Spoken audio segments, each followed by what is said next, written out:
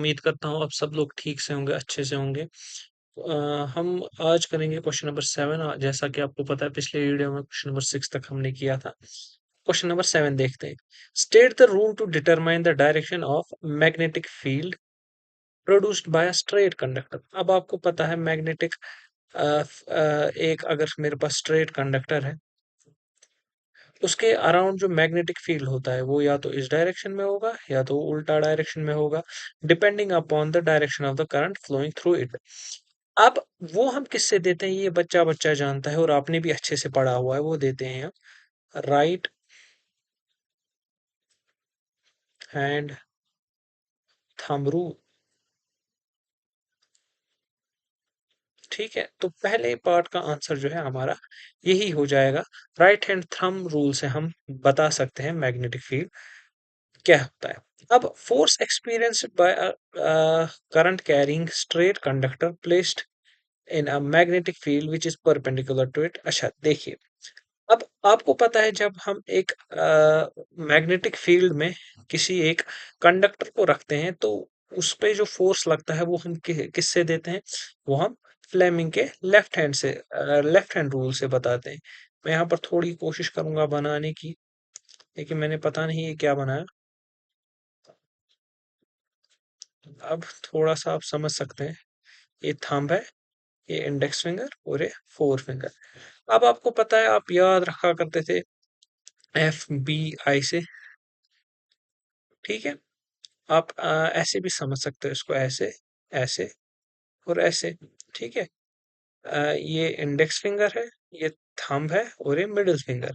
ठीक है, अब आपको पता है, ये मैंने यहाँ पर क्यों लिख दिया, एक सेकेंड। अच्छा, तो उसमें क्या होता है, फोर्स की जो है आपका थंब देगा आपको, और डायरेक्शन ऑफ करंट जो है वो आपकी मिडिल फिंगर देगी।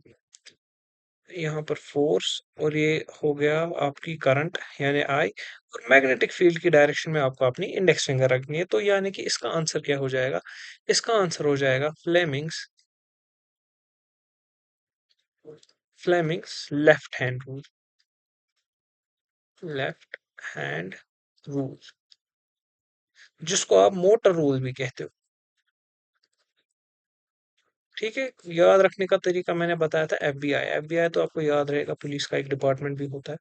अब अगले क्वेश्चन पर चलते हैं। अगले क्वेश्चन पर क्या है, तीसरा part, current induced in a coil due to the rotation in magnetic. अब आपको पता है इसमें कौन सा लॉ यूज होता है, इसमें फ्लेमिंग्स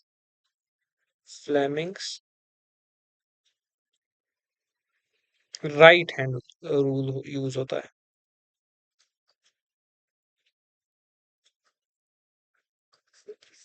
जहां पर जो आपका, अगर मैं ऐसे बनाऊं,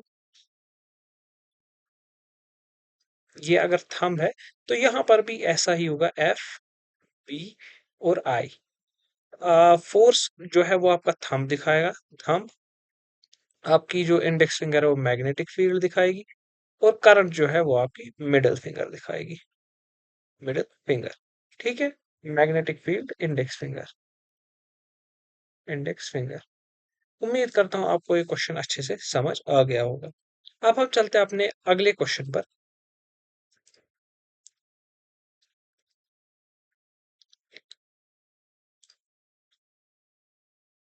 कह रहा है कि when does a electric short occur. अब इलेक्ट्रिक शॉर्ट कब अकर होता है, आपको पता है जब दो लाइव वायर्स और न्यूट्रल जो है वो डायरेक्ट कांटेक्ट में आ जाए, यानी व्हेन टू लाइव वायर्स, या तो सिर्फ दो लाइव वायर्स या two live wires and neutral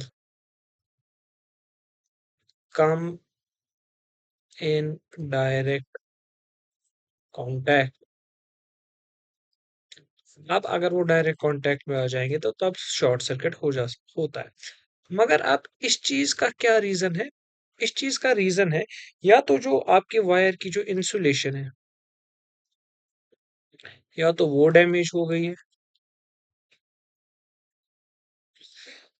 या तो इलेक्ट्रिकल अप्लायंस में ही फॉल्ट है,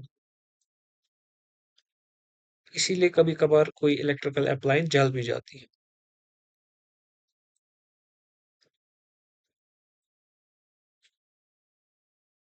उम्मीद करता हूँ आपको समझ आ गया होगा इसमें हमें क्या लिखना है। ये क्योंकि थ्योरी वाला सवाल है, इसमें ज्यादा दिमाग लगाने की जरूरत नहीं है।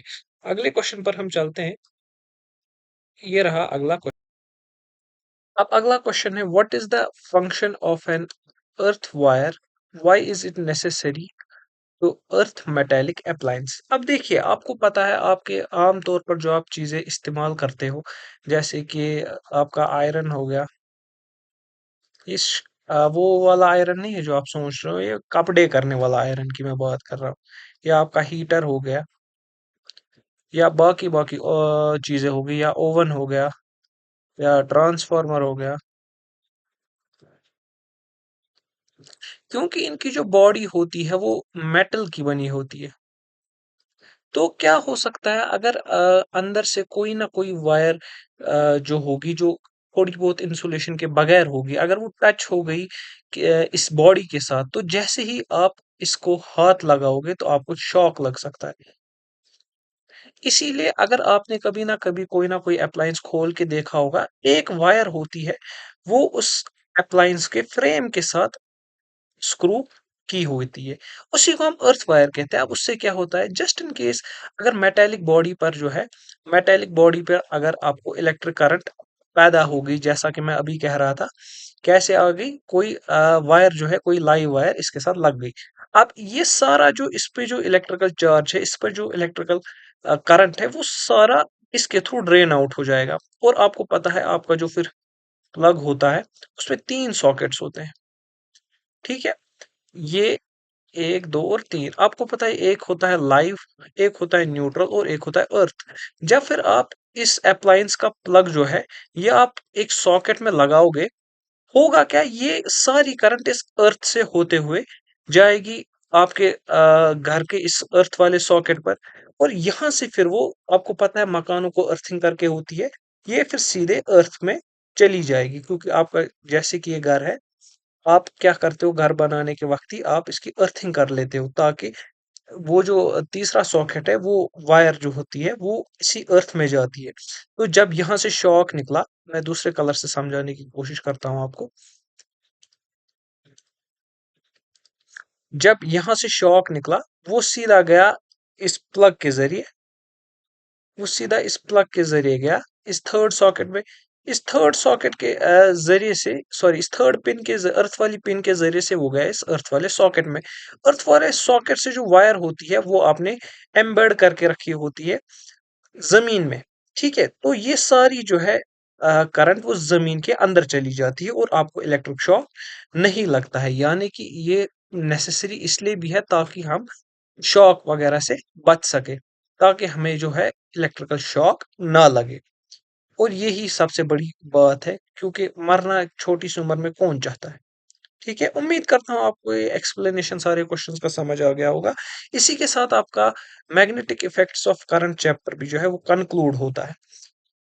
अब नेक्स्ट चैप्टर हम उठाएंगे ह्यूमन आई।